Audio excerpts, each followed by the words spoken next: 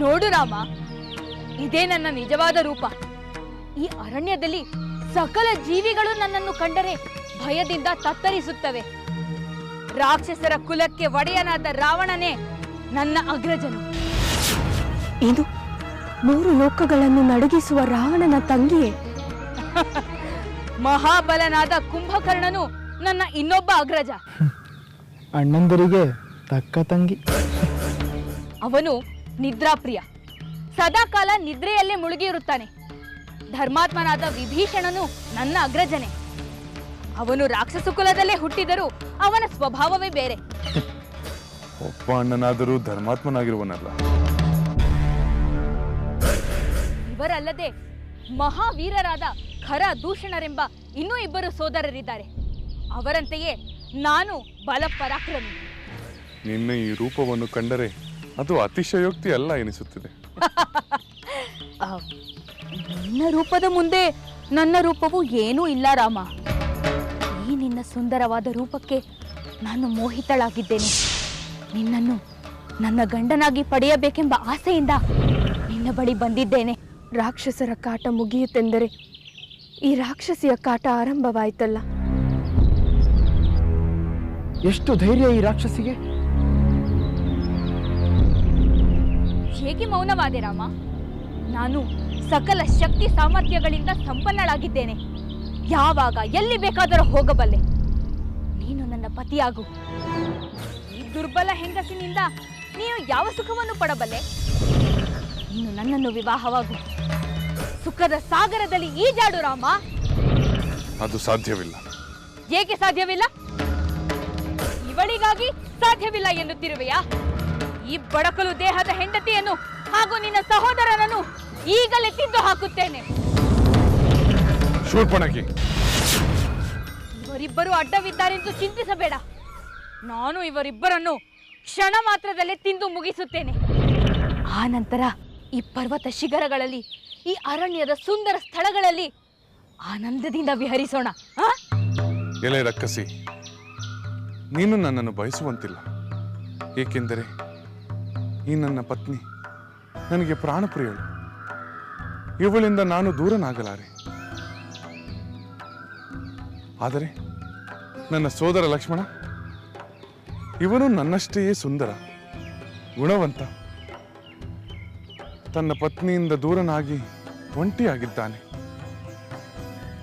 ನಿನ್ನ ಸುಂದರ ರೂಪಿಗೆ ತಕ್ಕವನೆಂದರೆ ಅವನೇ. ನೀನು ಅವನನ್ನು ವರಿಸಿದರೆ ಸವತಿಯ ಬಾಧೆಯೂ ಇರುವುದಿಲ್ಲ. ಇಲ್ಲ, ನನ್ನ ಸಹೋದರ ಇವಳನ್ನು ನನ್ನ ಬಳಿಗೆ ಕಳಿಸುವ ವಿನೋದ ಮಾಡುತ್ತಿರುವನೆ. ಬರಲಿ, ಅವಳಿಗೆ ನೀನೇ ಸರಿ ಎಂದು ನಿನ್ನ ಬಳಿಗೆ ಕಳಿಸುತ್ತೇನೆ. ಇದೇನಿದು? ಈ ರಾಕ್ಷಸಿಯ ಮಾತಿಗೆ ಕೋಪ ತೋರದೆ ವಿನೋದ ಮಾಡುತ್ತಿದ್ದಾರೆ.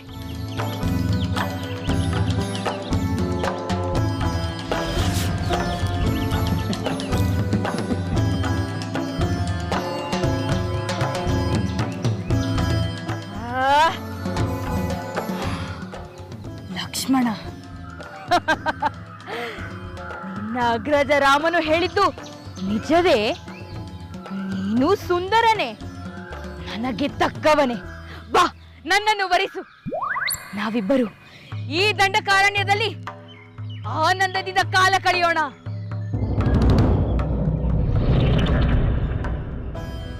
ಆಹಾ, ಕಮಲದಂತಹ ಸುಮನೋಹರ ನೀನು. ಚಿಂತೆ ಇಲ್ಲ, ಲಕ್ಷ್ಮಣನಿಗೂ ನನ್ನ ವಿನೋದ ಅರ್ಥವಾಯಿತು. ಅಯ್ಯೋ, ನೀನು ನನ್ನ ಸ್ಥಿತಿಯನ್ನು ಅರಿತಿಲ್ಲ. ನಾನು ಒಬ್ಬ ದಾಸ. ನೀನು ನನ್ನನ್ನು ವರಿಸಿದರೆ ನೀನೂ ದಾಸಿಯಾಗಬೇಕಾಗುತ್ತದೆ. ಯೌವನ, ರೂಪ, ಬಲ ಎಲ್ಲವೂ ಉಳ್ಳ ನೀನು ಒಬ್ಬ ದಾಸನನ್ನು ಕೈ ಹಿಡಿಯುವುದೇ? ರಾವಣನ ಸೋದರಿಯಾದ ನಾನು ದಾಸಿಯಾಗುವುದೇ ಸಾಧ್ಯವೇ ಇಲ್ಲ. ಹಾಗಾದರೆ ನನ್ನ ಸಹೋದರನನ್ನೇ ವರಿಸಿ ಅವನ ಕಿರಿಯ ಹೆಂಡತಿಯಾಗಿ ಧನ್ಯಳಾಗು. ಅವನ ಕೈ ಹಿಡಿದೆ ಎಂದರೆ ಆ ಬಡಕಲು ದೇಹದ ಮೊದಲನೇ ಹೆಂಡತಿಗಿಂತ ನಿನ್ನನ್ನೇ ಹೆಚ್ಚಾಗಿ ಪ್ರೀತಿಸುತ್ತಾನೆ. ಸರಿಯಾಗಿ ಹೇಳಿದೆ, ಸತ್ಯವನ್ನೇ ನುಡಿದೆ. ನಾನು ಅವನನ್ನೇ ಕೇಳುತ್ತೇನೆ.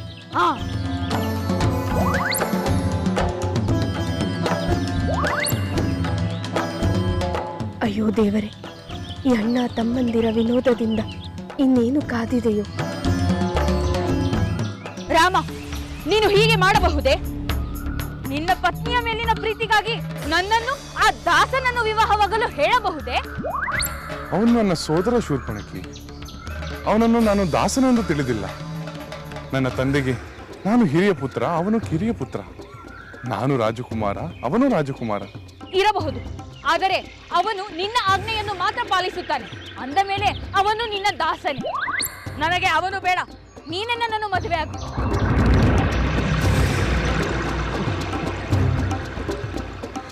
ಅಯ್ಯೋ ಶೂರ್ಪಣಖಿ, ಇಷ್ಟು ವಿನೋದವನ್ನು ಅರ್ಥ ಮಾಡಿಕೊಳ್ಳಲಾಗದ ನಿನಗೆ ನಾನು ಏನು ಹೇಳಲಿ? ಅಷ್ಟೆಲ್ಲ ಅರ್ಥವಾಗುವಂತಿದ್ದರೆ ಇವಳು ಏಕೆ ರಾಕ್ಷಸಿಯಾಗುತ್ತಿದ್ದಳು?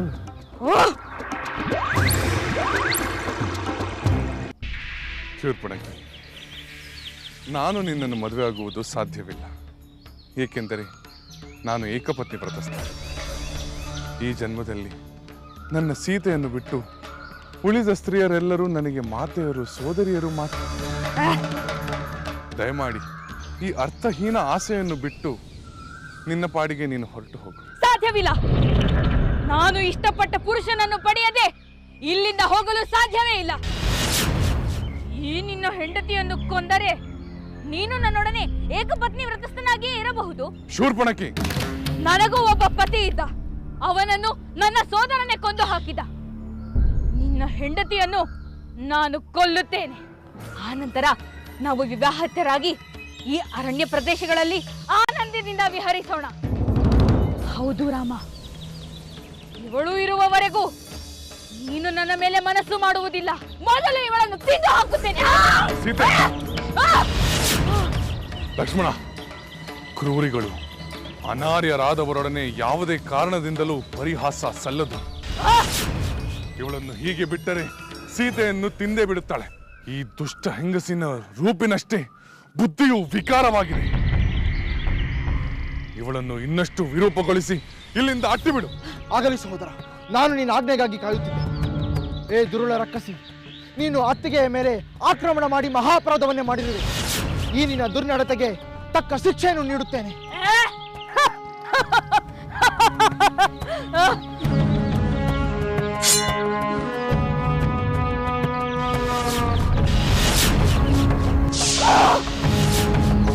ಸ್ವಾಮಿ,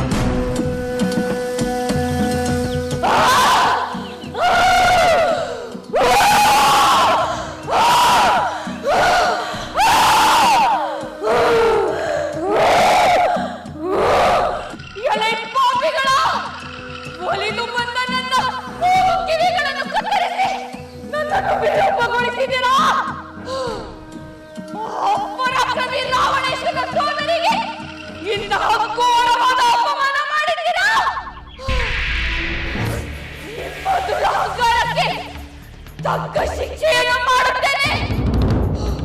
ನನ್ನನ್ನು ವಿರೂಪಗೊಳಿಸಿದ ನಿಮಗೆ, ನನಗೆ ನೋವು ಕೊಟ್ಟ ನಿಮಗೆ ಜೀವನ ಪರ್ಯಂತ ನೋವು ಅನುಭವಿಸುವ ಹಾಗೆ ಮಾಡುತ್ತೇನೆ.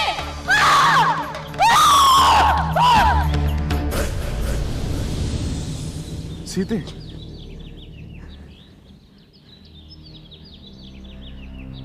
ಏನು ಸ್ವಾಮಿ?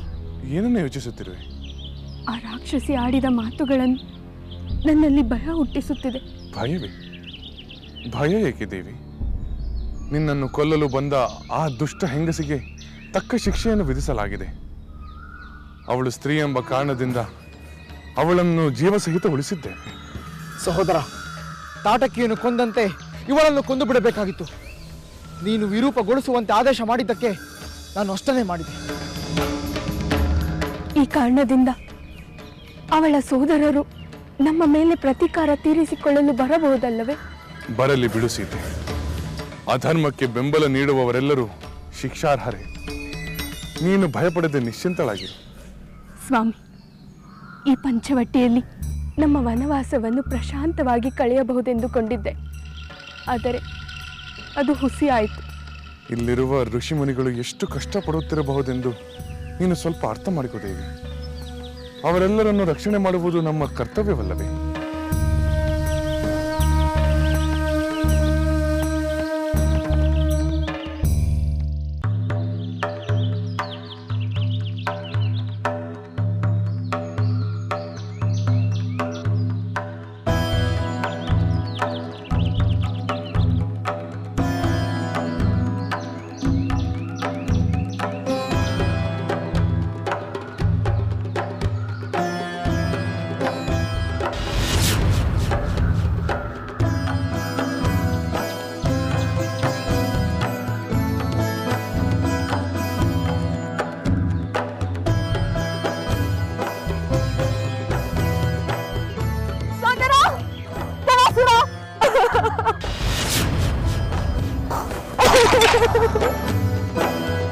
ಸೋದರಿ ಶೂರ್ಪನಖಿ, ಏನೀ ನೆತ್ತರು?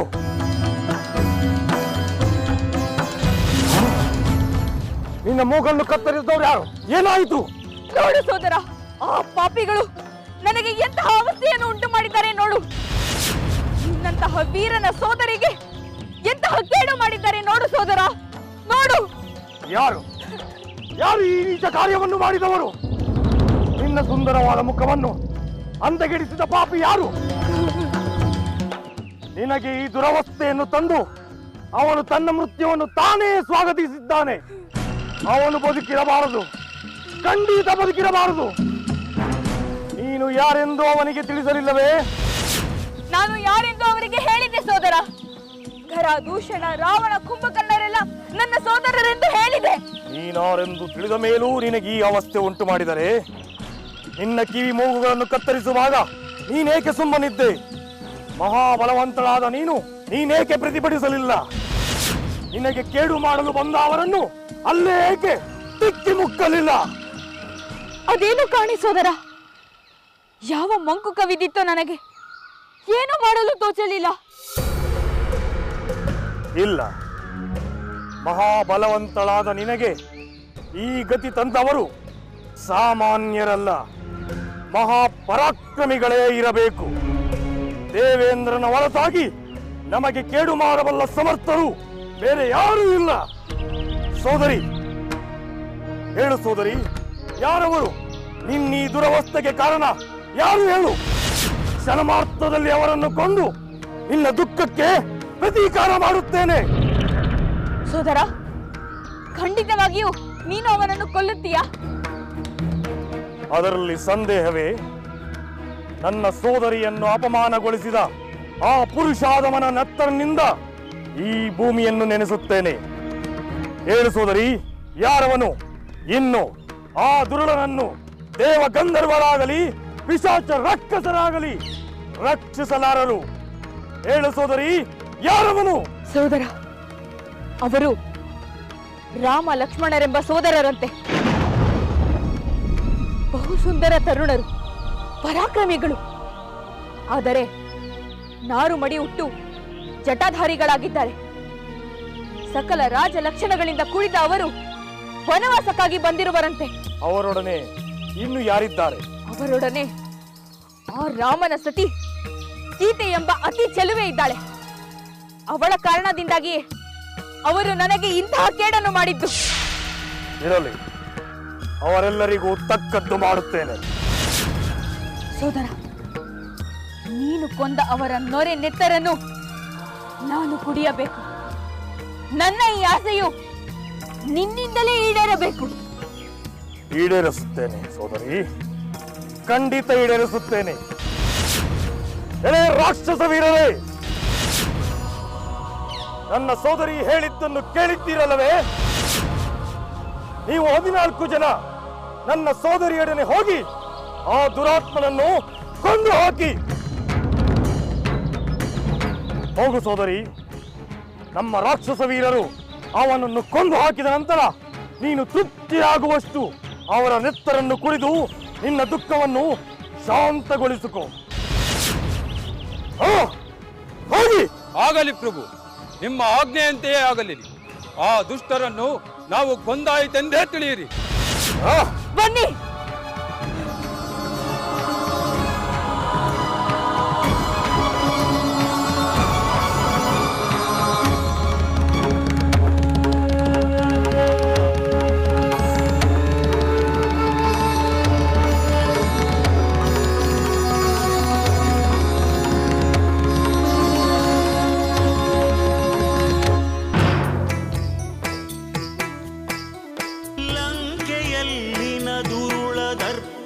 ಸೀತೆ ಸಹನೆಗೆ ಸೋತಿತು.